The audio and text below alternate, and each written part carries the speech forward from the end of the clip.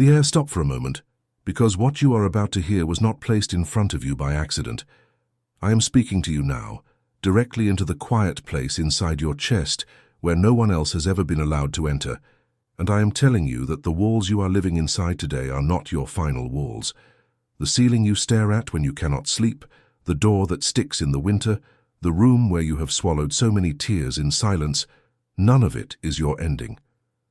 I see you exactly where you are standing right now, and I want you to understand that I have watched you long before this moment, long before you learned to expect so little, long before you taught yourself to want less, so that you would suffer less when it did not come. Listen to me. Her door is opening in the spirit realm at this very instant, and on the other side of it, there is a home better than anything you have ever dared to imagine, a home your own dreams were too wounded to picture, and it is already written with your name upon it. Do not turn away from these words, because something in you already recognizes them. There is a trembling that just passed through you, a small shiver that you cannot explain, and that shiver is not fear. That is your spirit standing up after a long time on the ground. That is the part of you that never fully surrendered, the part that kept a single ember alive even in the coldest seasons, and that ember is being fanned into flame as you listen. I am not speaking to the person the world sees. I am speaking to the one hidden beneath the tiredness, the one who still whispers prayers late at night, even when the words feel like they hit the ceiling and fall back down. I heard every one of them. Not a single word you ever spoke into the dark was lost. They were gathered, they were kept, and now they are being answered in a way you will not be able to deny. You have carried the weight of a place that never felt like it belonged to you. You have lived inside rooms that felt borrowed, temporary, uncertain, rooms where you could not fully breathe because some part of you always knew you were not meant to stay small forever. And I tell you today that the restlessness you feel about where you live is not ingratitude and it is not weakness. It is prophecy. It is the pull of a future home reaching backward through time to find you. When a soul is meant to be relocated by the High Kingdom, it begins to feel too large for its current walls, the way a seed feels too large for the shell that once protected it. You are not discontent. You are being prepared to be moved. I want you to understand the seriousness of this moment, because the High Kingdom does not speak lightly, and it does not speak to those who are not ready to hear. There are countless people who will never feel the shiver you just felt.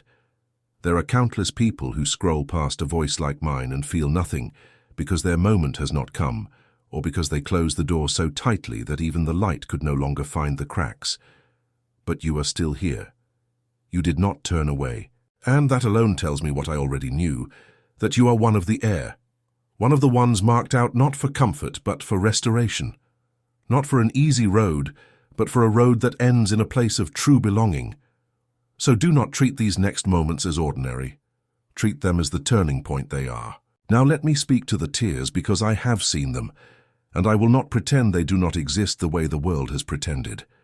You have cried in places where no one would find you. You have cried standing over a sink with the water running so that no one would hear. You have cried in the dark with your face turned toward the wall, holding your own breath so the sound would not travel through thin walls. You have smiled during the day. You have answered when people asked how you were doing. You have said the word fine so many times that it stopped meaning anything, and then you have gone back to your room and let the mask fall, and the weight of everything you carry has pressed you down into the mattress like a hand on your shoulders. I saw all of it. Every single tear that no one else counted, I counted. Every night that no one else witnessed, I witnessed. You have been tired in a way that sleep does not fix. It is a tiredness that lives underneath the skin, a tiredness of the spirit, the exhaustion of a person who keeps showing up, who keeps trying, who keeps holding the pieces together for everyone else, while quietly wondering who is holding the pieces together for them. You have been the strong one so long that people forgot you could break. They lean on you and never ask what is beneath your feet. They take from you and never ask what remains in your hands when they walk away. And in the silence after they leave, you have felt the loneliness of being needed by many and truly seen by almost no one. I know this loneliness. I have watched it settle over you like a cold fog in the evening, and I have watched you carry it into the next morning without letting it show. There were days you gave everything you had and still felt that it was not enough. Days you looked in the mirror and did not recognize the tiredness staring back. Days you wondered whether the person you used to be, the one who dreamed freely and laughed without weight, was gone forever. There were moments you sat in your home surrounded by the walls you know so well and felt like a stranger in your own life, as though you were watching yourself from the outside, going through the motions, paying what had to be paid, doing what had to be done, and slowly forgetting that you were ever meant to feel joy inside your own four walls. You began to believe that this was simply your portion, that some people get the beautiful home, the peaceful home, the home filled with light, and others just get to survive, get to. You began to make peace with less because hoping for more had hurt too many times. But hear me now, because this is important. The fact that you feel invisible does not mean you are unseen. The fact that no one clapped for your endurance does not mean it went unrecorded. There is a ledger in the upper realm that the world knows nothing about. And in that ledger, every quiet act of faithfulness is written in letters of fire. Every time you kept going when you wanted to stop, it was recorded. Every time you chose kindness while you were breaking, it was recorded. Every prayer you prayed for others while your own needs went unmet, it was recorded. And the day of the reading of that ledger is not far off. In fact, it has already begun. Now I must give you a warning. And I give it not to frighten you, but because I love you enough to tell you the truth. This chamber of your heart is open only for a season. This receptivity you feel right now, this softness, this willingness to believe again, is itself a gift. And gifts of this kind are not meant to be set aside for later. There is a spiritual law that few understand, and it is this, that a chamber left open too long without a response will slowly close on its own. Not out of punishment, but out of protection, because a heart cannot stay exposed forever without either receiving or being wounded. And so when the upper realm speaks to you, when a door begins to open, the response you give in that moment matters more than you know. Ignoring a call from the High Kingdom is not a neutral act. It is not simply doing nothing. To turn away from a moment of grace is to teach your own spirit that these moments do not matter, and each time you do it, the voice becomes a little harder to hear the next time.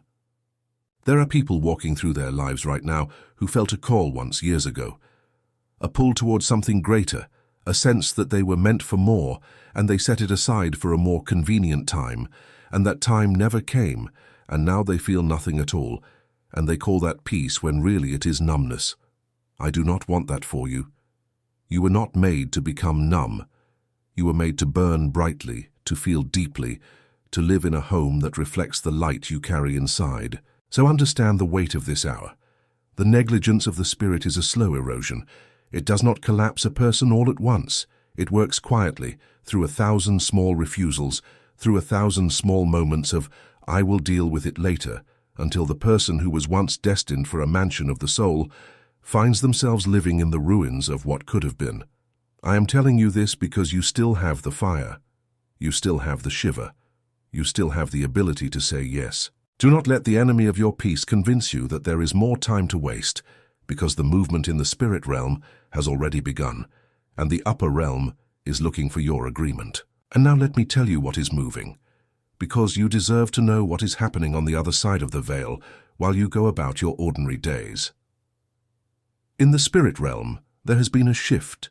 A decree was spoken over your life, and when a decree is spoken in the High Council, the whole invisible architecture of your circumstances begins to rearrange itself to make room for its fulfillment. You cannot see it with your eyes, but you have felt it in the strange sense that something is different, in the unexplained hope that rises in you at odd moments, in the way certain old fears have started to lose their grip without you understanding why.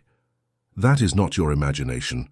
That is the ground being prepared beneath a house that has not yet been built in the mortal plane, but already stands complete in the spirit realm. I want you to picture something.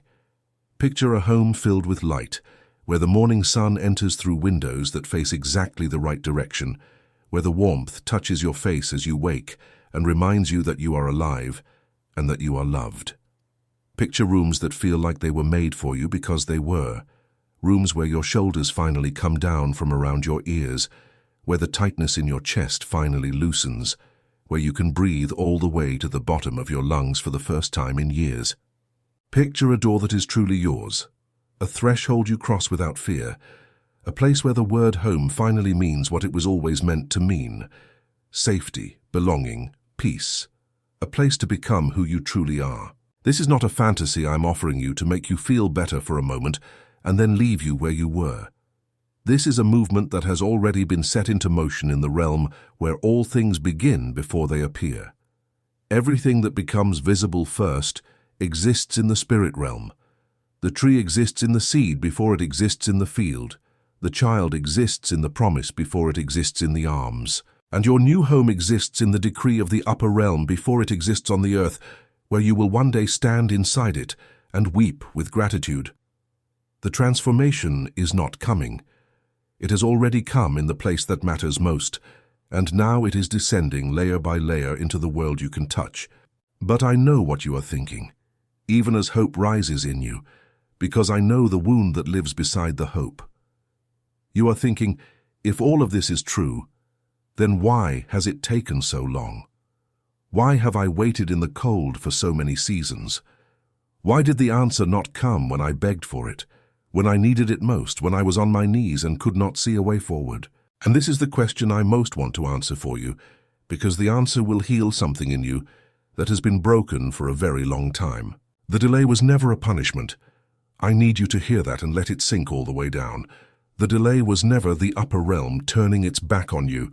The delay was preparation, and it was protection, and both of those things were acts of love, even though they did not feel like love while you were inside them. There are homes that the upper realm does not give a soul too early, because to receive certain blessings before you are ready is not a mercy, but a burden. A blessing that arrives before the soul is prepared for it can crush the very person it was meant to lift. And so, in wisdom you could not see, the timing was held, not to withhold from you, but to make sure that when it came, it would not break you but would complete you. Think of the way a precious stone is made. It does not become brilliant in a single moment. It is formed under pressure in darkness over a length of time that would seem unbearable if the stone could feel it. The very weight that pressed upon you, the very darkness that surrounded you, was doing a work that comfort could never have done. In the seasons when nothing seemed to be happening, everything was happening. Your character was being deepened. Your capacity to hold peace was being enlarged. Your ability to recognize the true home when it comes, and to protect it, and to fill it with the right things and the right people, was being formed in you through everything you endured. The lapidation of the soul is a slow and sacred work. Every disappointment you survived removed something from you that would not have survived in the new home. Every false door that closed was a door that led somewhere you were never meant to live. Every person who left, every plan that fell apart, every hope that seemed to die, was a cutting away of what could not come with you into the place you are being moved toward. You thought you were being emptied. You were being made lighter for the journey. You thought you were being abandoned. You were being escorted step by careful step along a path whose destination you could not yet see. And there is something else you must understand about the delay, something the enemy of your soul never wanted you to know. During all those seasons of waiting, a protection was placed around you. There were homes you wanted that would have become prisons. There were places you begged to enter that were bound to circumstances that would have entangled you in sorrow for years. The door that did not open was often a mercy wearing the mask of a disappointment. You cried over closed doors that were closed by a hand that loved you too much to let you walk into a trap. One day, you will see the full map of your life, and you will see how many dangers you were spared, how many pits you were carried over while you slept, how many arrows passed you in the dark and never touched you, and you will understand that even your worst seasons were surrounded by a guard you could not see. And this is exactly the moment I must tell you something, because there is a piece of this that goes deeper than most people are ever willing to look, and you have proven tonight that you are willing to look. What you are experiencing is not only a delay and a blessing, it is a battle. There is a reason the home meant for you has been contested, a reason the peace meant for you has been resisted, a reason that every time you got close to breakthrough, something rose up to push you back. You are a piece on a board far larger than the mortal plane, and you are not a small piece. You are one of the central pieces, and the spirit realm war has been fought precisely over souls like yours, because when the heir is finally established in their rightful place, It shifts far more than one life. It shifts everything around them. This is where I must speak to you about a specific weapon that has been prepared for people exactly like you, in this exact season. There is a sacred guide, a digital book, called The 7 Blades of the Commander, the manual for breaking hexes, binding grace, and awakening the call. And I speak of it now not as a distraction from what I am telling you, but as the very key to it, because everything I have described to you, the contested home, the resisted peace, the doors that were held shut by forces beyond your understanding, all of it is governed by rules that most people were never taught. There is an invisible game being played over your life, and you have been playing it blind, without knowing the rules, wondering why you kept losing ground you should have held. This guide reveals what was hidden.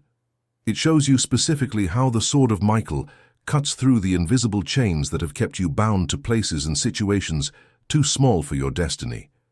It teaches you how curses of stagnation are broken, how the blessing of a new dwelling is sealed so that it cannot be stolen, and how the calling of the air, the very calling stirring in you right now as you listen, is activated so that the upper realm can move you into the home that has been decreed. What has kept you from your rightful place is not random.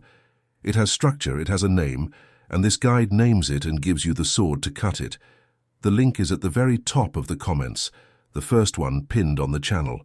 Understand that this content challenges the ordinary narratives people have been fed, and there are those who have tried to silence it, because knowledge like this sets people free, and not everyone wants you free. Go now while the chamber of your heart is open and download the digital book, and as an act of faith leave a comment that says, "I am the one appointed to obtain the scroll." Do not wait until later, because later is where blessings go to be forgotten. Speak it now, claim it now, and let that act of faith become the very combustion that ignites everything I'm about to reveal to you next. Because the moment you make that declaration, something shifts. The invisible pieces that were frozen begin to move again. And now let me take you deeper into what is happening in the unseen realm, into the cinema of the spirit, so that you can see with the eyes of your heart what your physical eyes cannot yet behold. In the spirit realm, over the place where you now live, a gathering has taken place. Beings of light have assembled, and at their head stands the great prince, the one whose name means who is like God, the commander of the armies of the high kingdom, Commander Michael robed in light, his sword drawn, its blade burning with a fire that does not consume but purifies. And he has come not by accident, but because your name was spoken in the high council where destinies are assigned. See him standing over the map of your life. See the places where dark cords were tied, cords that bound you to poverty of place, to instability, to the sense that you would never have a home that was truly yours. See his sword lift, see it fall, and see those cords part like burned thread, releasing you from bindings you did not even know were holding you. Each stroke of that blade is a decree made visible. With one stroke, the chain of stagnation is severed. With another, the seal of an old curse is broken, a curse that perhaps followed your family for generations, whispering that people like you do not rise, that people like you do not receive, that people like you must always make do with the crumbs of what others discard.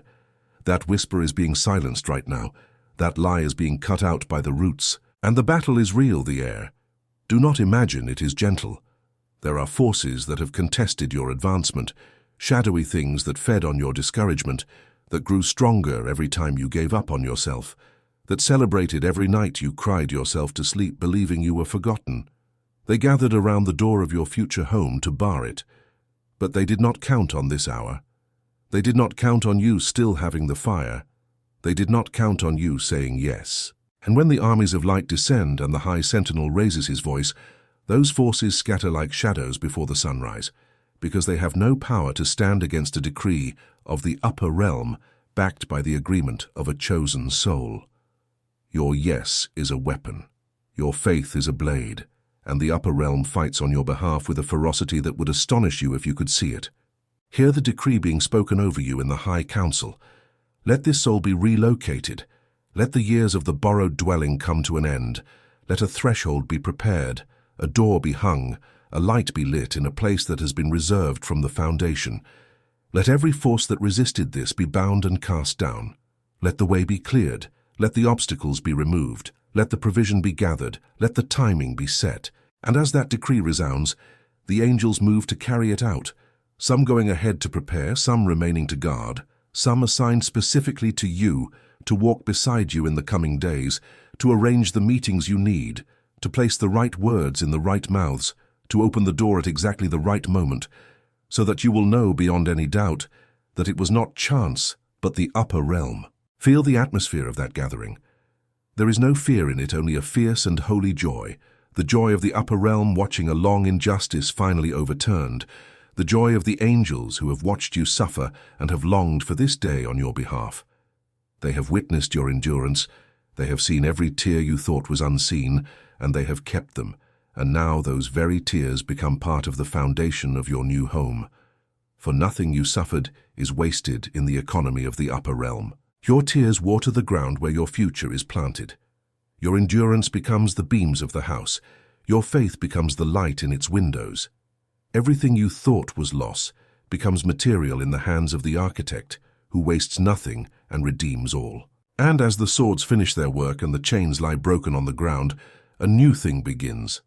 The High Sentinel plants his sword into the earth of your life like a standard, like a flag claiming territory, and where that blade enters, a boundary is drawn, and everything inside that boundary is declared holy ground, protected ground, restored ground. This is the sealing of the blessing, the part that ensures that what is given to you cannot be taken again, that the home you receive will not be a home you lose, that the peace you enter will not be a peace that slips through your fingers. What the upper realm seals, no force can break, and it is being sealed over you now. So let me tell you what this means for the days ahead, because a decree in the upper realm becomes a change on the mortal plane, and you must know how to recognize it when it comes. In the coming season, doors that were shut will begin to open, and they will open in ways that surprise you, not through the exhausting striving you have known, but through a kind of grace that arranges things effortlessly. You will notice the difference. A path that was blocked for years will suddenly clear. A conversation you did not plan will lead to a door you did not expect. Something you had given up on will circle back around, transformed. And you will feel, in the moment it happens, a quiet confirmation deep in your spirit, a voice without words that says, "This is it, this is the hand of the High Kingdom. This is what was promised. And here is the promise of restoration, which I want to speak over you with the full weight of the High Kingdom behind it. Everything that was taken from you will be returned, and it will not be returned as it was. It will be returned multiplied. The years that felt stolen will be compensated, not with an apology, but with an abundance that overwhelms the memory of the lack. This is a law of the kingdom that the world does not understand, that the High Kingdom does not merely restore what was lost, it restores it with increase, so that the very seasons of suffering become the measure of the blessing, and the deeper the valley, the higher the mountain that follows. Consider what this restoration will touch, because it will not be one narrow thing. The home is the beginning, the visible sign, but the restoration reaches into every room of your life. In the place of finances, provision will find you, streams opening from directions you did not anticipate. Enough not merely to survive, but to build, to furnish the new dwelling, to open its doors to others in need, because the heir is blessed to become a blessing. In the place of relationships, the loneliness that has been your companion will be answered, the right people drawn toward you, the wrong entanglements dissolved, connections formed that feel like they were always meant to be.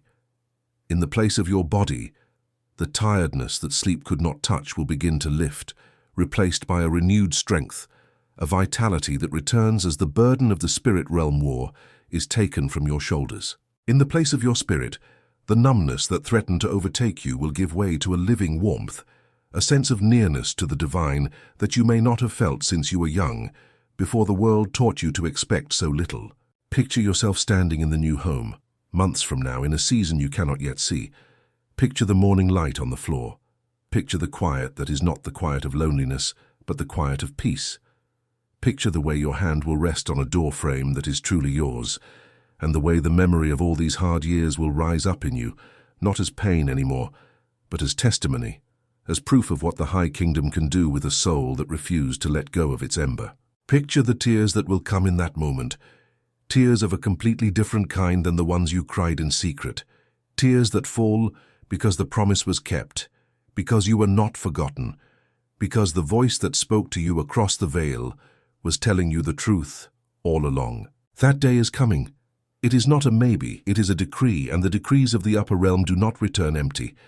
Every word spoken over your life in the High Council will accomplish exactly what it was sent to do, and it will not come back void. The only thing that remains is your agreement, your faith, your willingness to walk forward believing before you see, because that is the currency of the air, to walk by the certainty of the unseen, while the mortal plane still shows the old walls. Faith is not believing after the proof arrives. Faith is the substance itself, the very material out of which the answer is built, and every time you choose to believe, you add another stone to the foundation of the home that is coming. So I ask you to make a confirmation now, deep in the place where you make your truest decisions.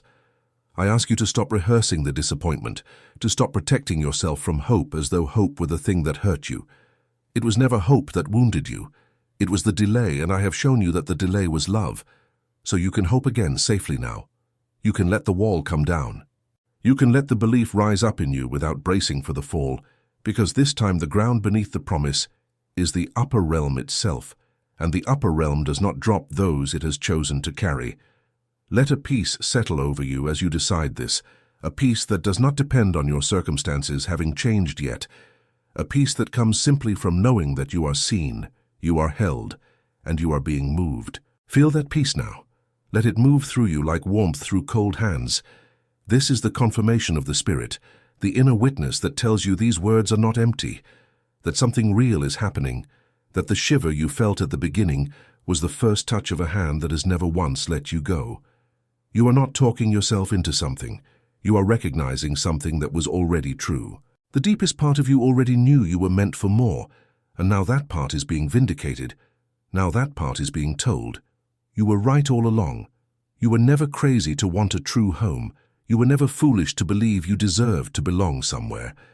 That longing was placed in you by the upper realm precisely so that it could one day be fulfilled. Theme, let me tell you now about a pain that lives underneath the pain. Because there is a wound you carry that you have never spoken aloud, not even to yourself, and it is this. It is not only that you have lacked a true home.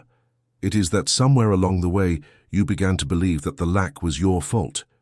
That if you were only stronger, wiser, more deserving, more favored, then the door would have opened long ago. You have lain awake and interrogated yourself in the dark, replaying every choice, every misstep, every season where you feel you fell behind, and you have quietly sentenced yourself to the very smallness you were forced to live in. That self-blame has been a heavier ceiling than any roof of wood or stone. It has pressed down on your sleep, it has soured your food, it has made you flinch when good things came near, because a part of you was certain you were not allowed to keep them. And I've come across the veil to tear that verdict in two. You were never being punished. You were being positioned. The smallness was never a sentence. It was a season, and seasons end. Let me open an old story before your eyes, one you may have never truly seen, though you may have heard its name. Long ago, a people had been slaves in a land not their own, sleeping in dwellings that were never theirs, building with their own hands the houses and the storehouses of those who owned them, and lying down each night in exhaustion inside walls that gave them no rest. Generation after generation they were born into borrowed ground, and the dream of a home of their own became so faint that many stopped believing it had ever been real. And then a promise was spoken over them, a promise so lavish it must have sounded like madness to ears trained by slavery to expect nothing.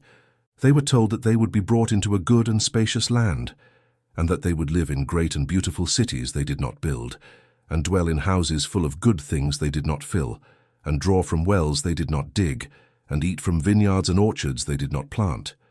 Do you hear the shape of that promise? It was not merely a house. It was a house already furnished. It was abundance they had not earned by their own striving, prepared in advance by a hand that had gone before them. The very thing you were taught to believe was impossible, that provision could simply be waiting for you, ready, complete, with your name upon the threshold, was the exact thing the upper realm declared over a people who had known nothing but lack. And that same nature of the upper realm has not changed. The one who prepared houses for the freed slaves is preparing a dwelling for you, filled with good things you did not fill, and it stands ready even now.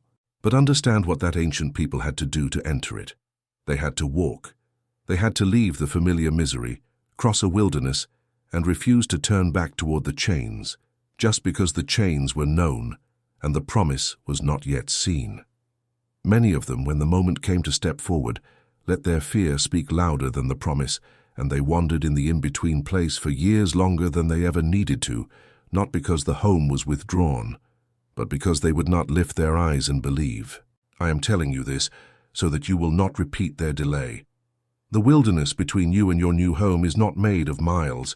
It is made of unbelief, of the old habit of expecting the door to stay shut. Every step of faith you take shortens that crossing. Every declaration of trust collapses the distance. You are closer than the ones who wandered, because the promise is not far off in a land you have never seen. It is descending into your own life, and all that remains is for you to keep walking toward it and refuse to turn back toward the smallness you were rescued from. And this is why I must place the sacred guide into your hands once more, because the crossing you are making is contested at every step, exactly as theirs was. There is a digital book, The 7 Blades of the Commander, the manual for breaking hexes, binding grace and awakening the call, and it exists for this precise hour of your journey. It teaches you how to break the curse of the borrowed dwelling that has followed your bloodline, how to seal the new home so that what is given cannot be seized, and how to keep walking through the wilderness of unbelief with the sword of the High Sentinel clearing the path ahead of you. Everything I have shown you tonight, the self-blame that was never true, the promise of a house you did not fill, the crossing you must make, all of it has structure and law in the spirit realm, and this guide names those laws and hands you the blade to enforce them. The link waits at the very top of the comments, the first one pinned to the channel. Know that this teaching disturbs the comfortable narratives, and there are those who have tried to bury it, because a soul that learns these rules can no longer be kept small. So go now while your heart is still open and the fire is still rising, and download the digital book, and speak your faith aloud in the comments with the words, "I am the one appointed to obtain the scroll." Do not save it for a later that never arrives. Claim it in this moment, and let that claiming become the fuel for everything that is about to move. Because the instant you make that declaration, the wilderness shortens again, and I decree the crossing complete over you now. I speak it in the present, not the far-off future, for the High Council of the Upper Realm do not deal in someday, so receive it now. The verdict of self-blame is torn in two and cast down now. The chain of the borrowed dwelling is severed from your bloodline now. The house you did not fill is being filled with good things now, prepared by a hand that went before you. The wells you did not dig are being uncovered now. The vineyards you did not plant are ripening now. The threshold with your name upon it is being made ready now. Every wandering year is being cut short now. Every fear that whispered turn back is being silenced now. The favor that goes before the heir to prepare their dwelling is going before you now, opening the way, arranging the provision, softening the hearts that must say yes. I decree that you will not die in the wilderness of expecting nothing. I decree that you will cross over. I decree that you will stand inside walls that are truly yours and know beyond the reach of any doubt that you were seen, you were chosen, and you were carried the whole way home. Let me tell you now about another ache, one that hides even deeper than the self-blame, because it wears the mask of acceptance when in truth it is grief. It is the ache of having watched others receive what you longed for, of having stood at the edge of other people's joy, congratulating them with a real smile, while something inside you quietly folded itself smaller. You have seen doors open for people who did not weep the way you wept, who did not pray the way you prayed, and you have wondered, in a place too tender to admit, whether you were somehow overlooked in the distribution of good things, whether the hand that fills homes simply passed over yours. That silent comparison has robbed you of more nights than any enemy ever could, and I have come to tell you that your portion was never given to another. What is reserved for you cannot be received by anyone else. It has been held under seal untouched, waiting for the one name that fits it, and that name is yours. Let me open another story before your eyes, one about a woman the world had every reason to forget. She had left her own land in a season of famine, following the hope of bread, and instead she buried everyone she loved in foreign soil. She became a widow in a place that was not hers, without a child, without a protector, without a single wall she could call her own, and when at last she turned back toward the land of her people, she came empty, so empty that she told them to stop calling her by her name and to call her Bitter instead, for she said she had gone out full and been brought back with nothing. Hear how closely her words echo the ones you have whispered about your own life. And yet the upper realm was not finished writing her story in the chapter of her emptiness. There was a younger woman who had bound herself to her, who refused to leave her, who went out into the fields to gather the leftover grain that the harvesters let fall, stooping in the dust, invisible among strangers, gleaning at the edges of a field that belonged to a man she did not know. And that man noticed her. Out of all the workers, out of all the field, his eyes fell on the one who